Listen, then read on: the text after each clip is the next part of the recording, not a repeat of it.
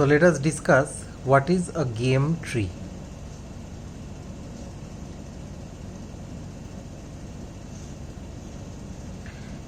In short, it is the representation of a game as a tree. So what are the things that are present in a tree? There will be some nodes. What do those nodes represent? They represent the current state of the game.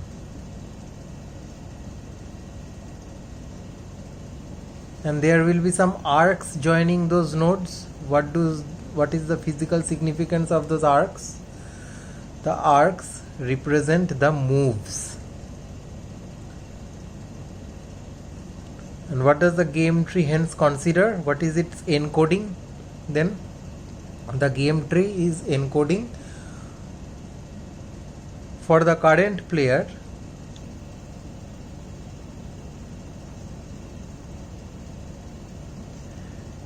game tree considers all possible moves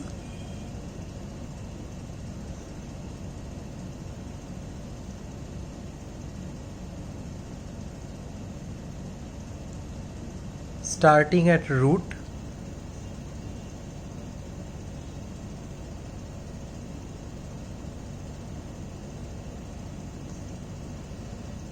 and all possible moves for next player as children of these nodes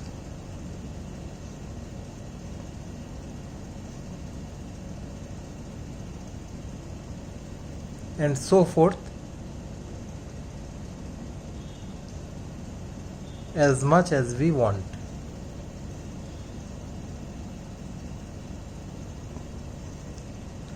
What does that mean? That means, for example, assume that this is the root node, this is the current state, or if this is the root node, this is the current state at which one player is. I will consider all the possible moves that the current player can make. Maybe that's player 1. I will player 1 all possible moves, and by doing all possible moves the game can reach these states. These nodes are representing the states of the game. The next children will not be for player 1. It will be, for example, if I take this node. Now, if you remember, according to our formulation of the game, it was a two-agent game in which both players, they were alternately making moves. So if this move was made by player 1, the next move will be made by player 2. So what is the set of moves that player 2 can make? So these are all the set of moves that player 2 can make. From here again, these are the set of moves that player 1 can make. So hence the tree expands in this manner, alternately considering the set of moves which the alternate players will be making, and accordingly considering the states resulting from those moves as the children nodes.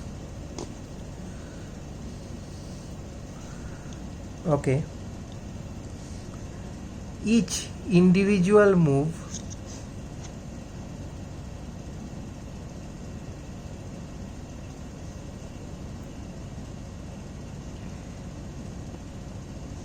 by one player is called a ply. For example, this is a ply. That is a move, individual move by player 1.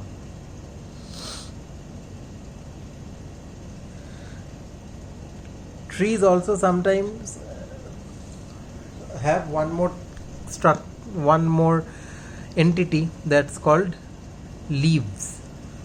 Leaves means, as you have studied in your data structure classes, in a tree a leaf is that node which does not have any more children, right? So what does that particular characteristic have mean for our game tree? Means leaves mean positions where the outcome of the game is clear.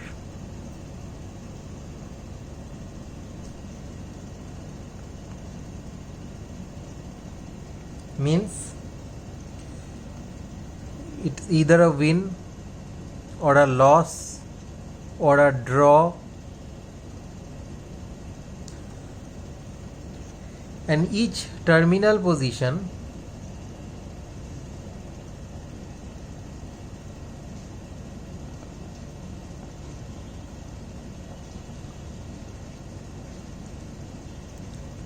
has a score. As we have seen while formulating, we were considering a score or a utility value.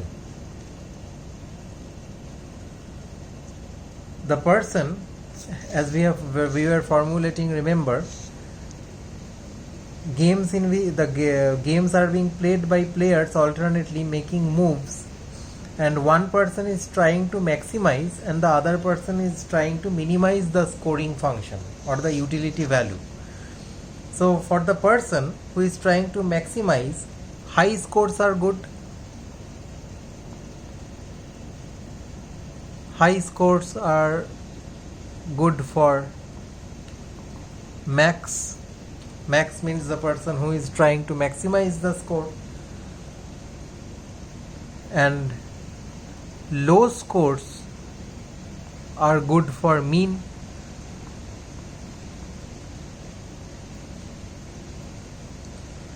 For example,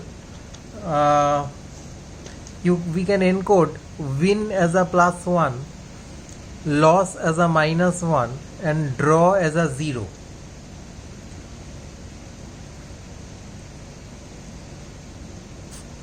We are looking this from the point of view of a maximizer or max.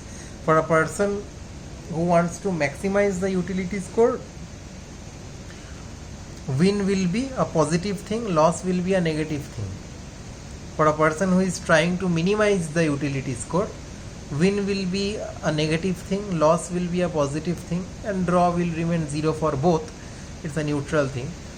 So usually the artificial intelligent agent which we are going to design, we put it always at the position of a maximizer. We always try to look at it from a max point of view. So now we will go to a small illustration of a game. Make a game tree and see who can how this max and mean concept with this scores concept fits into the entire structure. We will see that in the next video lecture.